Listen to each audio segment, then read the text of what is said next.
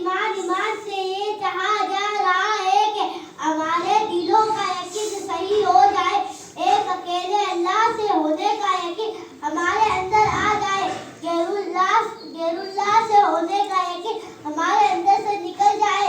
ईमान के मफहूम की पहुंच दिमाग तक है, ईमान के हुरूफ की पहुंच किताब तक है, ईमान के बोल की पहुंच जुबान तक है, ईमान की आवाज की पहुंच कानों तक है, ईमान के इखलास की पहुंच दिल तक है।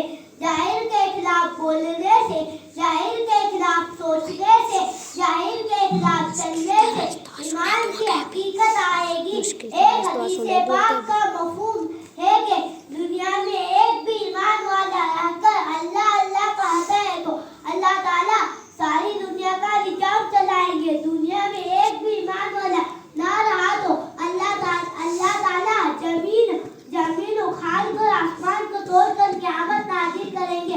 ईमान का कलीमा ला इलाहा इल्लल्लाह मुहम्मदुर रसूलुल्लाह सल्लल्लाहु अलैहि वसल्लम, उसके माने अल्लाह के सिवा कोई माबूद नहीं, मोहम्मद सल्लल्लाहु अलैहि वसल्लम अल्लाह के रसूल है।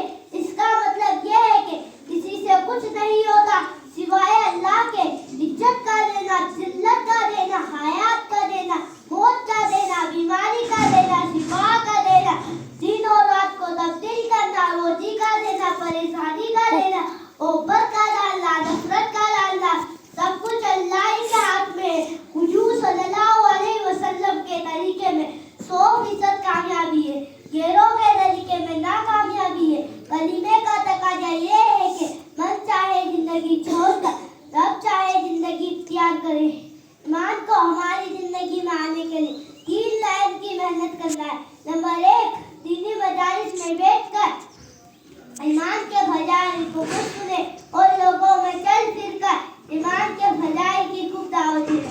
नंबर 2, अल्लाह की बनाई हुई चीजों पर गौर व फिक्र करना। नंबर 3, अल्लाह से रो कर हकीकत वाले ईमान को मांगना। नंबर 2, नमाज से ये कहा जा रहा है कि हमारी जिंदगी सिफते सलात पर आ जाए, यानी हम नमाज में जैसा अल्लाह का हुक्म पूरा करते हैं वैसे ही नमाज के बाहर अल्लाह का हुक्म पूरा करने वाले बने। 2 रकात नमाज पढ़कर अल्लाह की कुदरत से फायदा उठाने वाले बने। एक हदीस पाक का मफहूम है कि जो शख्स 5 वक्त की नमाज पाबंदी के साथ पढ़ता है तो अल्लाह ताला उसको 5 इनाम अता फरमाएंगे। नंबर 1, रिज़्क़ की तंजील कर देंगे। नंबर 2, कब्र का अज़ाब हटा देंगे। नंबर 3, नमाज आए सीधे हाथ में देंगे। नंबर 4, फूल चिराग का रास्ता मिट्टी की तरफ पार करा देंगे। नंबर 5, हिसाब किताब से महफूज फरमाएंगे।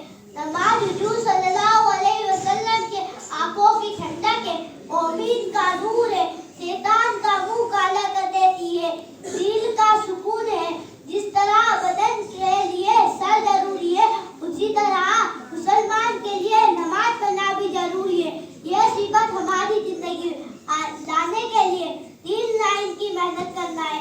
नंबर 1, दीनी मजालिस में बैठकर नमाज के फजाइल को खुद सुने और लोगों में चल फिर कर नमाज के फजाइल की खूब दावत दे। नंबर 2, अल्लाह की बनाई हुई चीजों पर गौर व फिक्र करना। नंबर 3, अल्लाह से रो कर हकीकत वाली नमाज पढ़ना।